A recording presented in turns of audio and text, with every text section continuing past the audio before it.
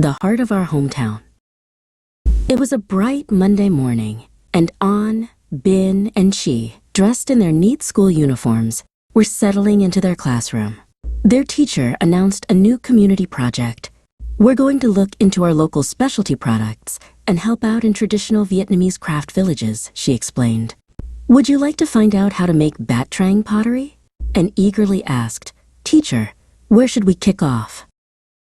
Bin replied, I've already read up on the materials. We're gonna head out to Bat Trang Pottery Village this weekend. I'm really curious about how to create those exquisite ceramic vases. Do you think we'll get to try shaping the clay ourselves? Chi, their friend, smiled and said, I hope so. I want to try out making a small cup. That weekend, An, Bin, and Chi, along with their families, arrived at Bat Trang Pottery Village.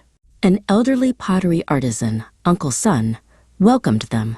Uncle Sun began to explain, to turn out a pottery product, we need to go through many steps. First is kneading the clay, then shaping it on the spinning wheel, and asked, how do you manage to create such symmetrical vases?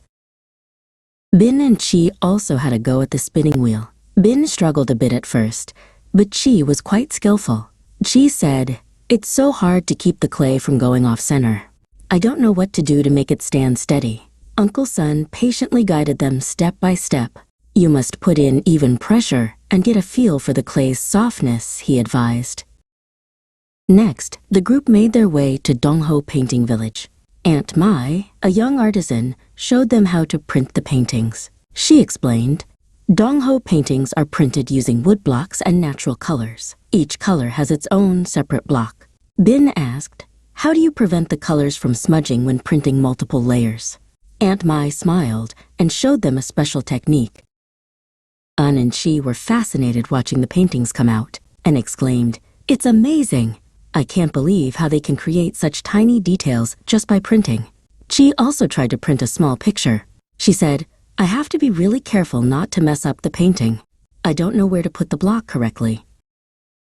Their next trip took them to a fine art handicraft village where they got to watch artisans carving wood and making conical hats.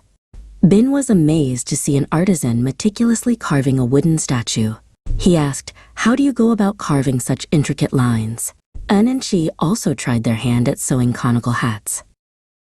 An and Chi focused on sewing the conical hats. An said, sewing conical hats is not easy at all. I have to get used to holding the needle and thread. Chi whispered, I don't know how to make the stitches perfectly even.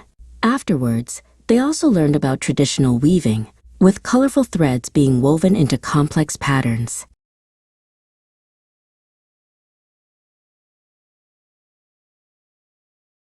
To wrap up the project, An, Bin, and Chi, along with their families, headed to a clean vegetable and edible mushroom farm in Tan Dinh. They learned how to cultivate and harvest. Everyone pitched in, weeding, watering plants, and picking mushrooms. Anne said, it's so much fun to take care of these vegetable beds ourselves. I don't know how to keep the vegetables always green and healthy.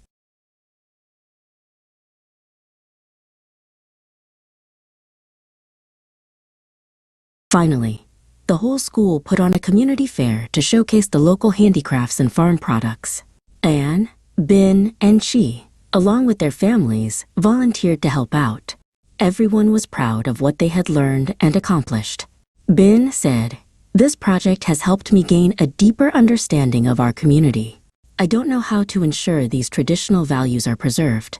Chi added, we must continue to work together to conserve and promote these beautiful aspects.